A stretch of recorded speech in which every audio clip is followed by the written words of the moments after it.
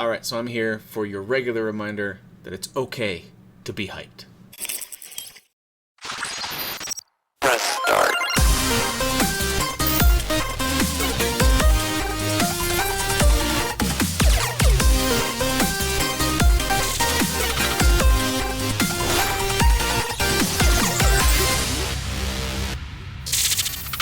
Alright, what has me hyped right now? Well, it's a new IP from Inflexion Games called Nightingale.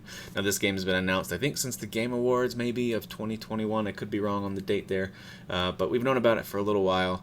Just recently learned that it's actually by this company that was started by Aaryn Flynn, who was a head at Bioware. So that already kind of gives it some strong pedigree. The setting looks really cool, the combat looks interesting, and it's described as a survival crafting game, which I'm a big fan of. So, all those things together make this a great candidate for me to talk about how hyped I am for a new game that's coming out. So let's dive into it. 3 main reasons why I'm hyped for this game. Number 1, the setting and the visuals. So as soon as you look at the trailer for this game, it's got this, as they describe it, this gas lamp fantasy, kind of this Victorian setting. Actually, there's some elements that remind me a little bit of The Witcher 3. Not exactly, but there's elements of it that remind me of The Witcher 3, which I love, of course. It's one of my favorite games ever.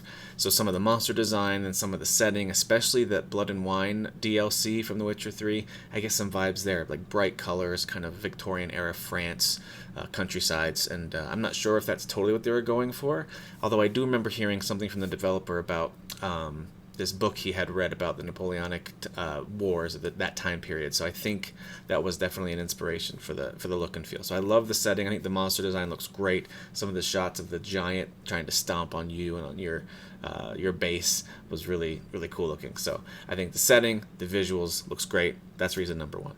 Reason number 2 is the gameplay.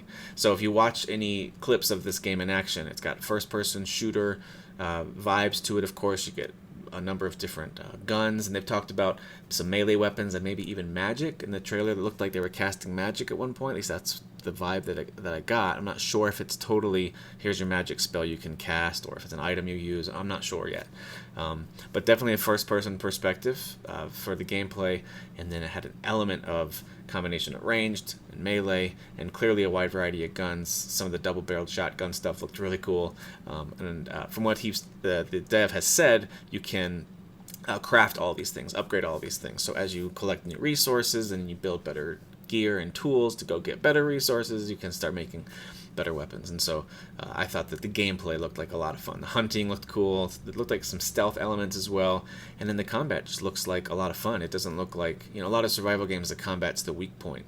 But this looks like the combat was actually really well built out. But we'll see. It just depends on that feel. We always talk about the feel. But the gameplay looks promising for right now. And lastly, it's the dev pedigree. That's the thing that's got me hyped about this. So Aaryn Flynn used to be over at Bioware, worked on games like Knights of the Old Republic and Mass Effect and Dragon Age, Mass Effect Andromeda. So he's got a long history of being in leadership and guidance and creative lead roles on these types of games. And so the fact that he's heading the studio gives me a lot of confidence. Also, the fact that he's talking a lot about the survival crafting genre and the way he's describing this game really makes me think of stuff like Valheim and V Rising, some of my more favorite of this survival crafting base building RPG type of game that I've played recently. This has vibes of that. He's describing it in ways that make me think of that. So I have a lot of confidence in it. I'm very hyped for this game. It is still slated for this year, sometime in 2022. We'll see if they hit it. And don't forget, it's okay to be hyped.